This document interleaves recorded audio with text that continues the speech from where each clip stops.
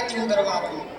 मैं जो कलम नहीं हूँ जो बिक जाती हूँ दरबारों में, मैं शब्दों की पीठ सिखाऊं अंधियारे चौबारों में। मैं वाणी का राजदूत हूँ, सच पर मरने वाला हूँ, डाकू को डाकू कहने की हिम्मत करने वाला हूँ। मेरी कलम वचन देती है अंधियारों से लड़ने की, राजमहल के राजमुकुट के आगे तक गाड़ने की। उस कवि का मर जाना ही अच्छा है जो खुददार नहीं। देश जले मैं कुछ ना बोलूं, मैं ऐसा गद्दार नहीं। देश जले मैं कुछ ना बोलूं, मैं ऐसा गद्दार नहीं।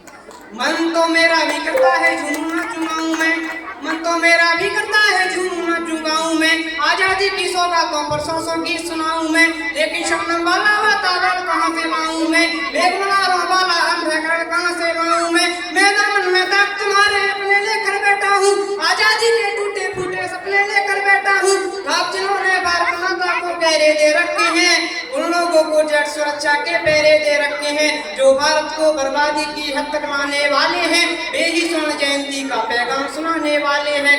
आजादी लाने वालों का तिरस्कार तड़पाता है, बलिदानी पत्थर पर थूका बार बार तड़पाता है। इंकलाब की बलवेदी है जिससे गौरव पाती है, आजादी में उस शेखर को भी गाली दी जाती है, आजादी में उस शेखर को भी गाली दी जाती है। मैं दिनकर की परंपरा का चारा हूँ, दूसरे की शैली का अल्पोधार हूँ, इसीलिए मैं दरबारों के गीत नहीं गा सकता हूँ, मैं पीड़ा की चीखों में संगीत नहीं ला सकता हूँ। इससे बढ़कर और शर्म की बात नहीं हो सकती थी, आजादी के परमाणु पर घात नहीं हो सकती थी। कोई बलिदानी शेखर को आतंकी कह जाता है, पत्थर पर से नाम हटाकर कुर्सी पर रह जाता है। गाली की भी कोई सीमा है, कोई मर्यादा है, ये घटना तो देशद्रोह की परिभाषा से ज्यादा है। मेरी आंखों में पानी है, सीने में चिंगारी है, राजनीति ने कुर्बानी की दिल पर ठोकर मारी है। सारे वतन बरोदा चुपते कोई कहीं नहीं बोला, लेकिन कोई ये ना समझे कोई खून नहीं खोला, लेकिन कोई ये ना समझे कोई खून नहीं खोला।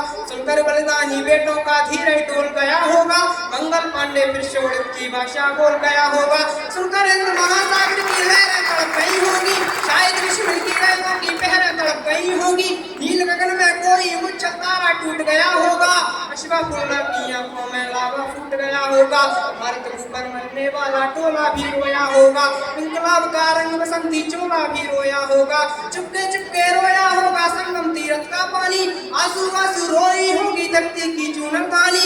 एक समंदर रोई होगी भगत सिंह की कुर्बानी, क्या यही सुनने की खातिर फांसी झूले सेनानी, क्या यही सुनने की खातिर फांसी झूले सेनानी। जहाँ मरे आजाद पार्क के पत्ते खड़क गए होंगे, जहाँ मरे आजाद पार्क के पत्ते खड़क गए होंगे, कहीं स्वर्ग में शेखर जी के बाजू खड़क गए होंगे। शायद पल दो पल तो उनकी नदियां वो टूट गई होंगी, फिर पिस्तौल उठा लेने की इच्छा जाग गई होगी। शेखर महायज्ञ का नायक गौरव भारत भूखा है, जिसका भारत की जनता से रिश्ता आज भूखा है, जिसके जीवन के दर्शन ने हिम्मत को परिभाषा दी, जिसकी पिस्टन की गोली ने इंकलाब को भाषा दी, जिसने दरा गुलामी वाली क्रांति निकेतन कर डाली, आजादी के हवन कुंड में अग्नि चेतन कर डाली, जिसके कारण जागलोक माता के आंगन में था, जो इकलौता बेटा होकर आजादी के रण में था, जिसको खूनी मेहंदी से भी जहर चढ़ा आता था।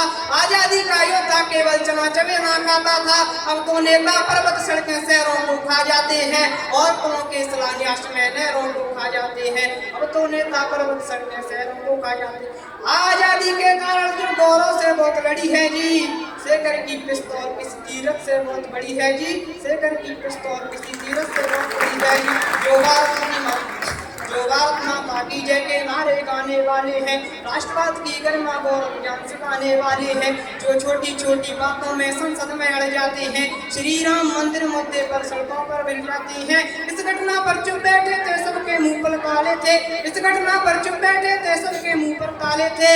तब गठबंधन क्यों नहीं तोड़ा जो तुम हिम्मत वाले थे, तब गठबंधन क्यों नहीं तोड़ा जो तुम हिम्मत वाले थे। इस कविता पाठ की अंतिम लाइन है, तुम सत्ता में शामिल थे तो टोक टाक भी सकते थे, तुम सत्ता में शामिल थे तो टोक टाक भी सकते थे, जो जीव शहीदों पर थूके वो जीव काट भी सकते थे। जय जवान। सुंदर कविता।